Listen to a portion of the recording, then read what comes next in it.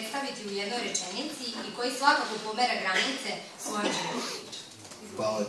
Dobro večer svima, ja sam Đani. Prvo da se zahvalim svima koji su prisutni što su došli da podrže ovu akciju i da se zahvalim onima koji su me pozvali da uopšte budem govornik ovdje. Ono što ja želim da podijelim sa vama je neku svoju životnu priču u kratkim crtama i neko moje iskustvo sa svojim hendikepom. Po meni hendikep postoji samo u glavi. To je po meni osnovna stvar sa kojom svaki čovjek mora da se suoči, jer da bi uopšte mogli prevazići bilo kakav problem vezan za njega, morate biti potpuno svesni sebe i morate raditi na sebi. Ja sam rođen sam sa spina bifidom, sa otvorenim kičmenim stubom i to, nažalost, nije primećeno kada je trebalo u tom nekom predporođenom periodu. Lekari su to primetili na samom porođaju i moji roditelji su naravno bili šokirani time, ali najveći šok je usledio nakon tih prognoza od strane naših lekara kada su rekli da bi bilo najpametnije da me daju sirotište jer ne mogu doživjeti 4. godinu, možda će poživjeti koju duže, ali ne bi trebalo da živim duže od 10, a pritom će ostati potpuno na nivou biljke, vegetirat ću. Nažalost, pa nije i nažalost, u neku ruku i na sreću, samo 2 lekara je prihvatilo da tu neku borbu izgura sa mnom do kraja i da bude podrška mojoj porodici i preuzeli su tu odgovornost sa sebe. Sa neke 2 godine sam bio u Londonu gde je isto rečeno mojim roditeljima da mi nema pomoći, ali da ne znaju dakle uopšte ideja našim lekarima za tako neke crne prognoze i da nisu videli nikada tako malo stvarenja sa toliko velikom želim da se bori. Što je rezultiralo time da ja sam jako rano morao da prihvatim neke stvari i da shvatim. Do nekog perioda adolescencije sam bio poprilično povučen u sebe. Ako ništa drugo, u tim nekim trenucima depresije sam shvatio da imam talent za neke stvari i tu sam se okrenuo u pisanju. I mislim da je to jako bitna stvar, naći neku kreativnu crtu u sebi i svu tu neku energiju koju mi fakat svi nosimo, nebitno da li imamo hendikep ili ne imamo hendikep, svi mi padnemo u jednom momentu. Bitno je jako naći način kako to ispoljiti na kreativan način. Drugi faktor je po meni izuzetno bitan je bila porodica koja je pored svih tih prognoza i pored svega toga je imala snage da se izbori sa svim tim i da mi bude nevjerovatna podrška, ali ono što je jako bitno i što još niko nije o tome pričao za sada u stvari je i okolina. Jako je bitno ljude edukovati, ali pre svega da bi došli do nekog stepena morate edukovati sebe. Morate raditi na sebe celog života, jer sa ovim se može naučiti živeti, ne može se potpuno prihvatiti nikad. Ali postoje mnogo tragičnije stvari i jednostavno nema posrtanja. Moji su me dali u normalnu, da kažem, normalnu osnovnu školu, završio sam Milan Gundulić osnovnu, završio sam srednju grafičku Jovan Vukanović. Jednostavno, ceo život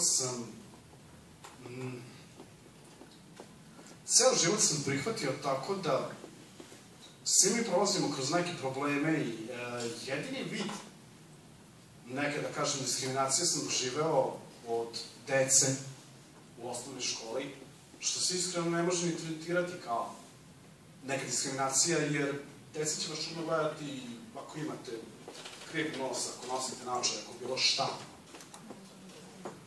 Ono što je meni bilo jako bitno je to da jednostavno sam naterao sebe, pričao sam to nekima, neki znaju, sa nepune 3 godine sam naučio da čitam i da pišem oba pisma i shvatio da jednostavno moram biti po nečemu iznad ostalih da bi me prihvatili. I to mi je u stvari dalo elana da ja dođem do tog nekog stupnja, da prihvatim sebe takvim kakav sam. I što reče Milorad, napravio mi je odličan uvod za sve to, da shvatim to na neki malo drugačiji način. Crni humor koji je pomen malo pre. Jednostavno, to je bio neki moj ventil i moja neka borba da to nadoknadim, to što mi, da kažem, fali. E sad, kažem, prognoze su bile takve kakve su. I sami vidite kakav je rezultat toga. Danas imam 34 godine. Za sve ove godine sam bavio se svim i svačim. Malo sam se bavio politikom, malo sam se bavio muzičkim menadžmentom, bavio sam se PR-ingom, bavio sam se ekstremnim borilačkim sportovima, što su isto rekli da naravno nikad neću postići. Jednostavno, uvek sam gurao tu neku granicu napred, da vidim koji mi je limit, da bi danas shvatio da ima limita. Limit je ono što nam je u glavi i ništa drugo. Nebitno je šta okolina misli, bitno je šta vi mislite o sebi. Jer da biste promenili okolinu, prvo morate izgraditi sebe. Morate prvo sebe dovesti do tog stupnja da budete mirni sami sa sobom. A onda će vas okolina isto tako prihvatiti. Mislim da je to u suštini i najbitnije u cijeloj ovoj mojoj priči. Da sam manje više bio prinuđen da se izborim sam sa sobom, da bi mogao da se izborim sa okolinom. Jer,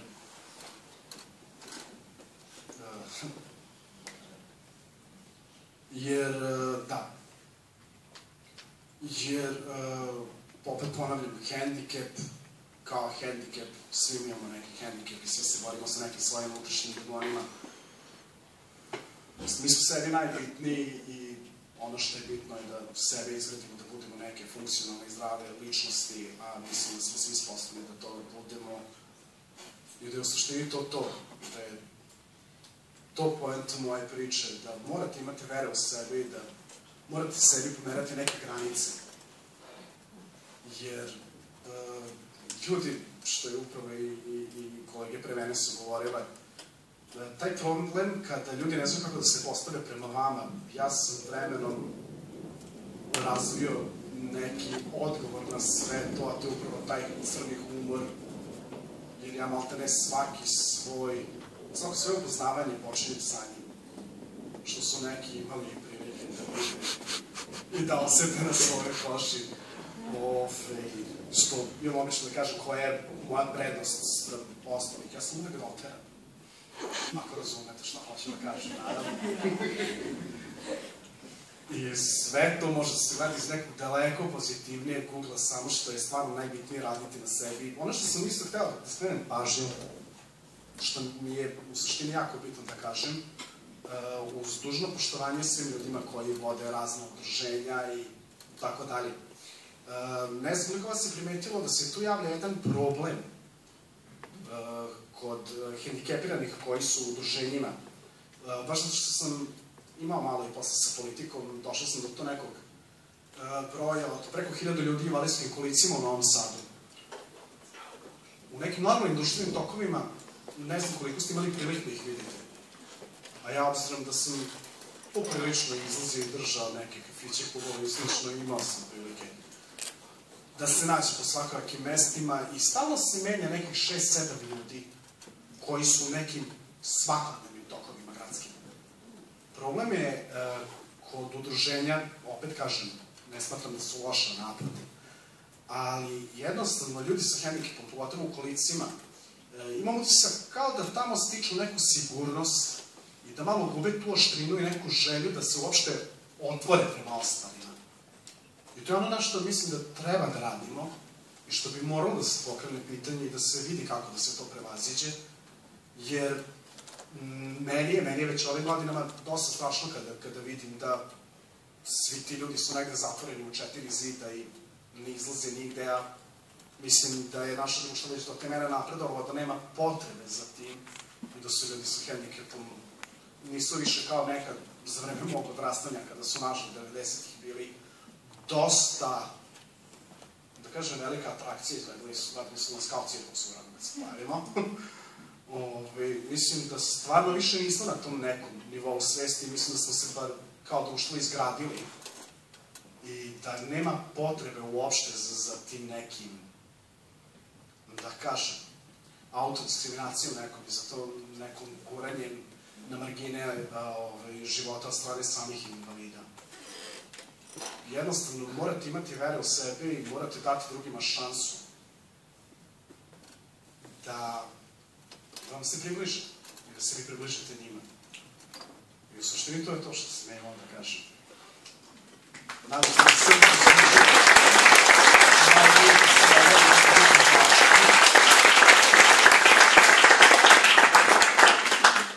Da li ima nekih pitanja za Đanija? Izvoli.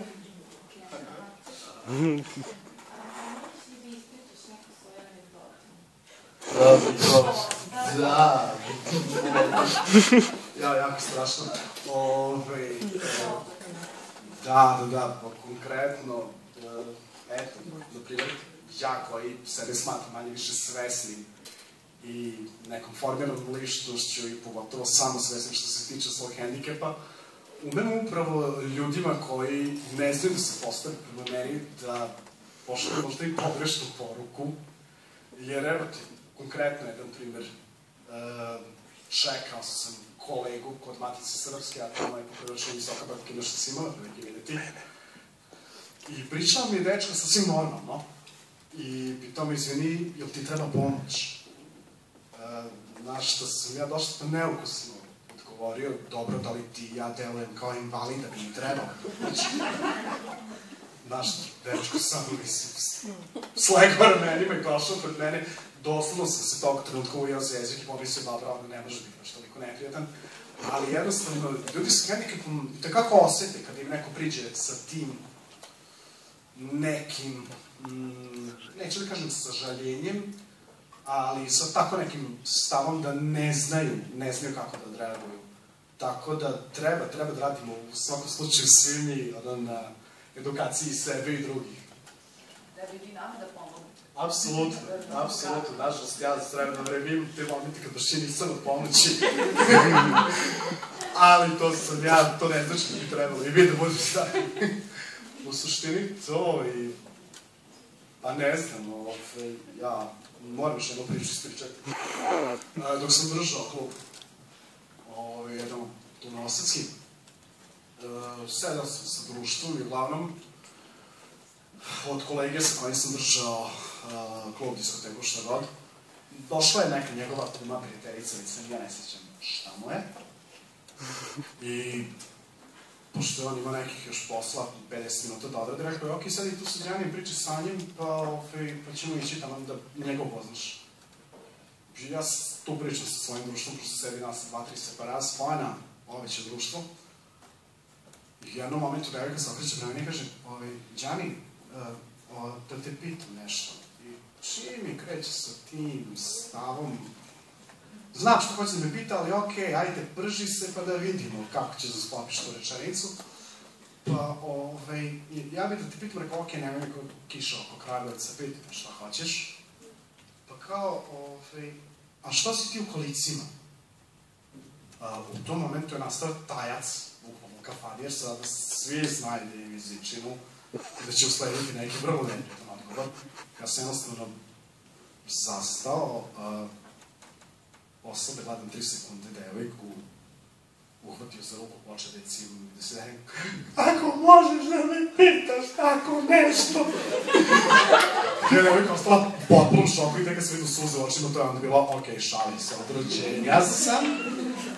Ali upravo sam iskreno pažnje rekao, ali taj stav ne pali.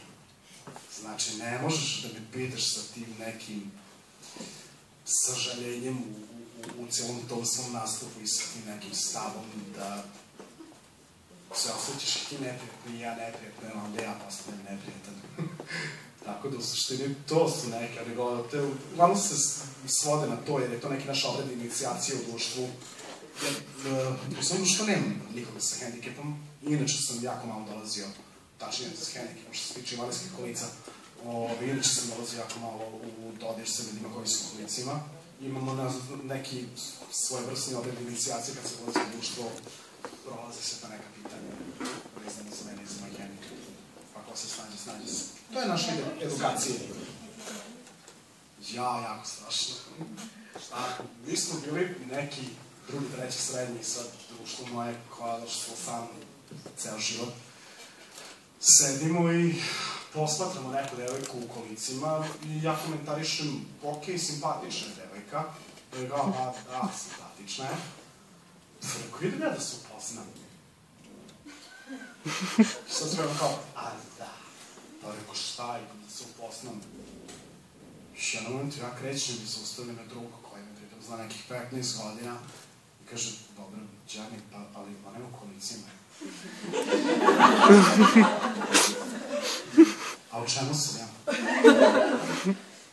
Ja sam sad shvatio. Blago tebi. Znači, ja sam ustao sa svojim uštom da izgradim taj neki stav da oni mene ne gledaju. To su ti momenti koje me upravo kolega s kojim sam došao danas me je ispravio kao staja sam ispravni čovjek kao staja, rekao šta god sam meditirao, ne znam šta sam radio. Da, upravo to što ste pričali na početku, ne postoji pogrešna terminologija, bar za ljude koji su se pomirili sa time. Znači, jednostavno treba da se tretiraju kao i svi normalni, jer opet kažem, hendikep je ovde. I to je u suštini moja poruka, da je sav hendikep u stvari u glavi.